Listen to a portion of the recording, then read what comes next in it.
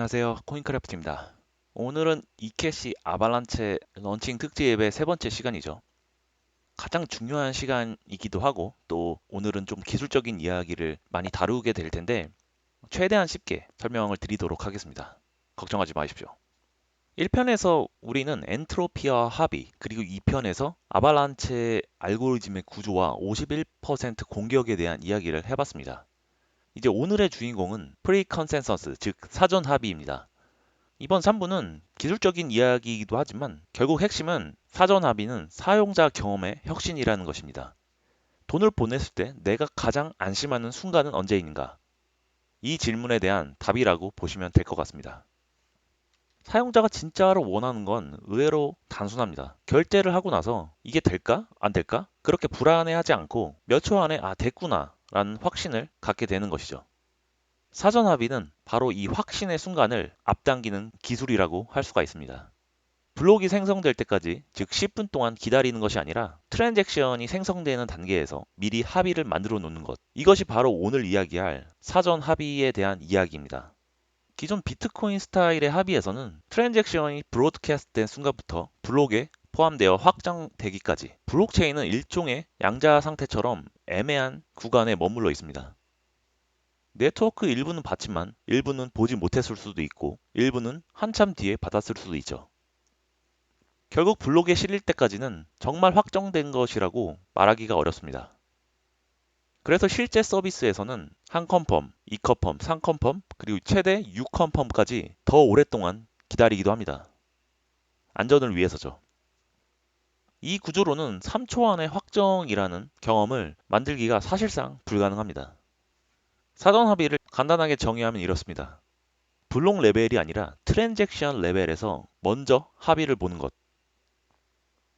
아발란체를 트랜잭션에 적용해서 어떤 트랜잭션이 이중 지출에 대한 위험이 없는지, 이중 지출 없이 유효한지, 네트워크 다수가 이를 최종적으로 받아들일지, 이것을 블록이 나오기 전에 미리 확정을 해버립니다. 그렇다면 블록은 이 트랜잭션이 유효한지를 판단하는 자리가 아니라 이미 합의된 트랜잭션들에 대한 서명과 단순히 기록하는 단계로 바뀌게 됩니다. 이 편에서 봤었던 아발란체 구조를 트랜잭션 레벨에 적용을 한번 해보겠습니다. 흐름은 이렇습니다. 사용자가 트랜잭션을 보냅니다. 그리고 네트워크에 트랜잭션이 브로드캐스트가 됩니다. 그 다음엔 각 노드들이 이 트랜잭션에 대해서 랜덤한 샘플링을 통해서 선정된 노드들에게 물어보게 됩니다. 너희는 이 트랜잭션을 본 적이 있니? 이중 지출이나 충돌하는 것을 본 적 없어? 넌 이걸 받아들일 거야 말 거야?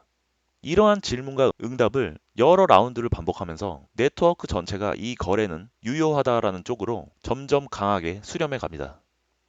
충분한 수렴이 이루어지는 순간 이 트랜잭션은 사실상 확정이라고 볼 수가 있는 거죠. 이 과정이 보통 2초 내에 끝나도록 설계되어 있습니다.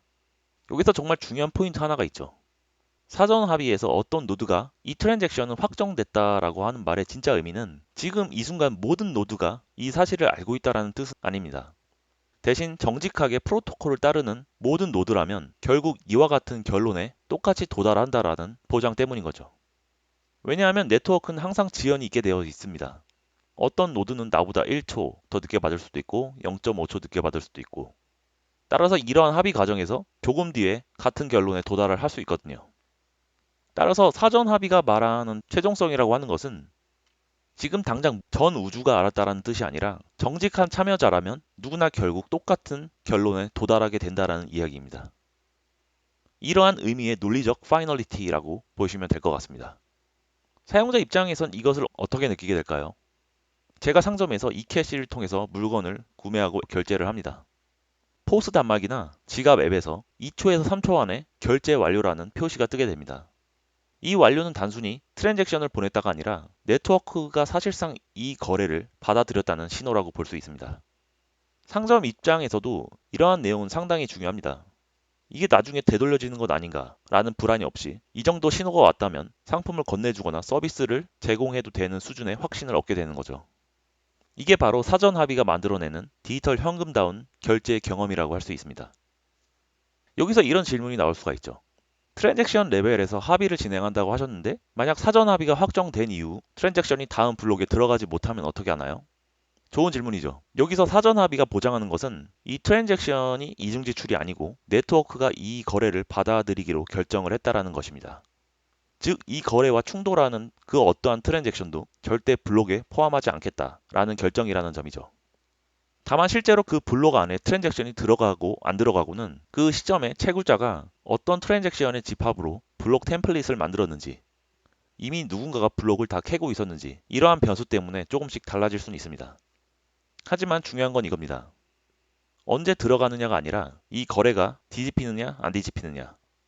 사전 합의는 뒤집히지 않는다는 강한 보장을 제공해 줍니다. 또 이런 질문을 할 수 있죠. 만약 공격자가 같은 코인으로 두 개의 서로 같은 트랜잭션을 만들어서 동시에 네트워크에 뿌렸다고 합시다. 즉 더블 스펜딩 공격이라고 할 수가 있죠. 이때 아발란체 기반의 사전 합의는 두 트랜잭션을 대상으로 네트워크 투표를 진행하게 됩니다.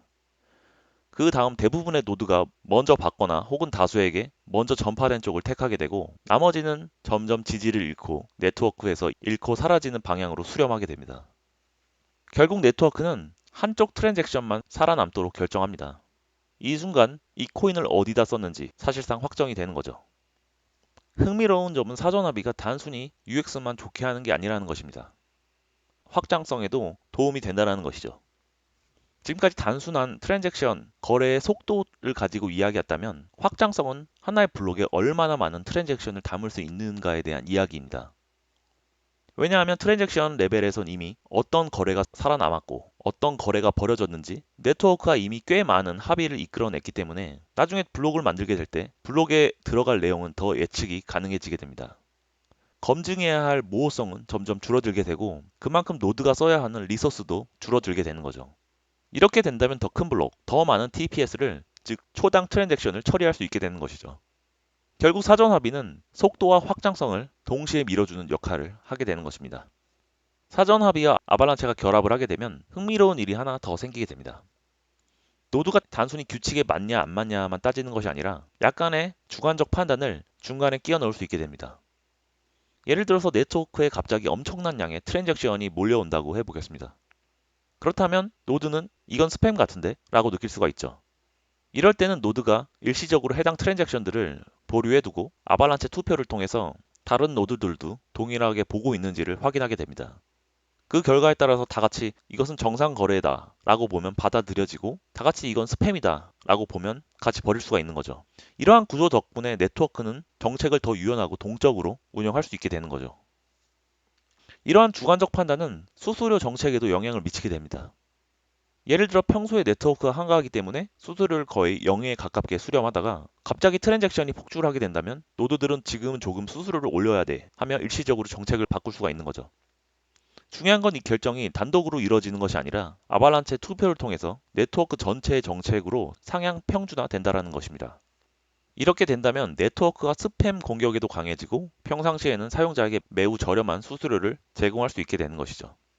최근 비트코인 진영을 보면 블록의 크기, 그리고 수수료 정책, 그리고 어떤 거래를 표준으로 볼지 등등 커뮤니티가 몇 년째 계속 싸우고 있죠.